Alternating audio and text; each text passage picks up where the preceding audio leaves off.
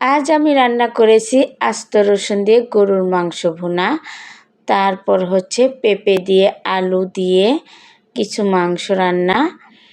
আর এটাই ছিল আজকের দুপুরের রান্না বান্না।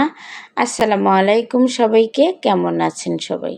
আশা করছি ভালো আছেন, আমিও ভালো আছি। এই তো মাংসগুলোকে আমি খুব ভালোভাবে কেটে ধুয়ে পরিষ্কার করে নিয়েছি। এখন আমি রান্না করব। রান্নার জন্য চুলায় কড়াই বসিয়েছি, দিয়ে দিচ্ছি সরিষার তেল। আর আমি সরিষার তেলেই রান্না করব, তাহলে খেতে অনেক ভালো লাগবে। তারপর 2টো তেজপাতা আর 5টা আস্ত রসুন দিয়ে দিলাম। তারপর 2টা শুকনো মরিচ দিয়ে দিলাম। একটুখানি ভেজে নিব, খুব সুন্দর একটা গন্ধ আসা পর্যন্ত। তারপর পেঁয়াজ কুচি দিব। পেঁয়াজ কুচির পরিমাণটা একটু বেশি দিব, আর আমি একটু মোটা করে কেটে নিয়েছি। আর গরুর মাংসে যেভাবেই দিই না কেন গলে যাবে। তারপরে এই তো পেঁয়াজ, রসুন, তেজপাতা, শুকনো মরিচ একসঙ্গে একটু ভেজে নিব। পেঁয়াজগুলো নরম হয়ে আসা পর্যন্ত ভাজতে থাকবো।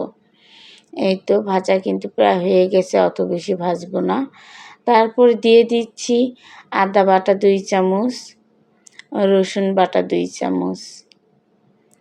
এখন এই মশলাগুলোকে একটু ভেজে নিব খুব সুন্দরভাবে নাড়াচাড়া করে।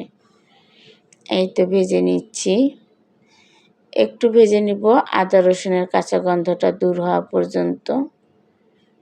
একটু ভাজা ভাজা হয়ে গেলে দিয়ে দিব শুকনো মশলার গুঁড়োগুলো।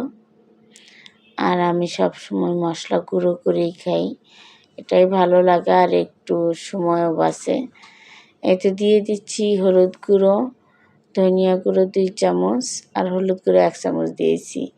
তারপর শুকনো মরিচের গুঁড়ো দিয়ে দিচ্ছি 2 চামচ, জিরা গুঁড়ো 2 চামচ, গরম মশলার গুঁড়ো 2 চামচ। এরপর পানি দিব মশলাগুলো কষানোর জন্য। আর মশলা যত কষানো হবে রান্নাটা কিন্তু তত বেশি মজা হবে। যাই হোক, এই তো পানি দিয়ে দিলাম। লবণ দিতে ভুলে গিয়েছিলাম, এই তো লবণ দিব এখন স্বাদ মতো, 2 চামচ পরিমাণ দিয়ে দিচ্ছি।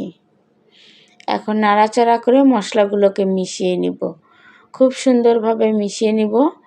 উপরে তেল ভেসে ওঠা পর্যন্ত একটু সময় নিয়ে কষিয়ে নিব। এই তো কষিয়ে নিচ্ছি, কষানো হয়ে গেছে। একটু নাড়াচাড়া করে নিয়ে মাংসগুলো দিয়ে দিব। এই তো এখন মাংস দিয়ে দিচ্ছি। আর এইভাবে মাংস রান্না করলে কি যে মজা লাগে, আসলে রান্না না করলে কেউ বুঝতেই পারবেন না। অনেক বেশি টেস্ট হয় এভাবে রান্না করলে। এই তো মশলার সঙ্গে মাংসগুলোকে খুব ভালোভাবে মিশিয়ে নিচ্ছি, অনেক সুন্দরভাবে মিশিয়ে নিব। তারপর ঢাকনা দিয়ে ঢাকা দিয়ে রাখবো। ঢাকনা দিয়ে ঢাকা দিয়ে ঢাকনা খুলে আমি কিন্তু বারবার অনেক সময় নিয়ে কষিয়ে নিব। প্রায় 20 মিনিটের মতো কিন্তু আমি মাংসগুলোকে একটু সময় নিয়ে খুব লো আঁচে কষিয়ে নিব। অনেকটা সময় নিয়ে কিন্তু কষাবো, যত কষানো হবে তত বেশি মজা লাগবে মাংস। এই তো কষিয়ে নিচ্ছি, আর আমি কিন্তু অফ ক্যামেরায় বারবার কষিয়ে নিচ্ছিলাম, আর এখানে কোনো পানি দেইনি। মানে মাংস থেকে যে পানিটা ছেড়ে দিয়েছে ওই পানিতে আমি পুরো রান্নাটা করে নেব। এই তো আমার কিন্তু রান্নাটা হয়ে গেছে, অনেক সুন্দরভাবে হয়ে গেছে। খুব বেশি লং করিনি, আমি কিন্তু গরম পানি দিয়ে ঝোল দিয়েছিলাম, ঝোলের পানি। অনেক বেশি মজা হয়েছে, দেখতেও লোভনীয় হয়েছে, আর খেতে কিন্তু তার থেকেও বেশি বেশি মাশাআল্লাহ অনেক মজা হয়েছে। তারপরে এই তো পেঁপে আলু দিয়ে একটু মাংস রান্না করেছি, এই রান্নাটাও কিন্তু অনেক বেশি মজা হয়েছে।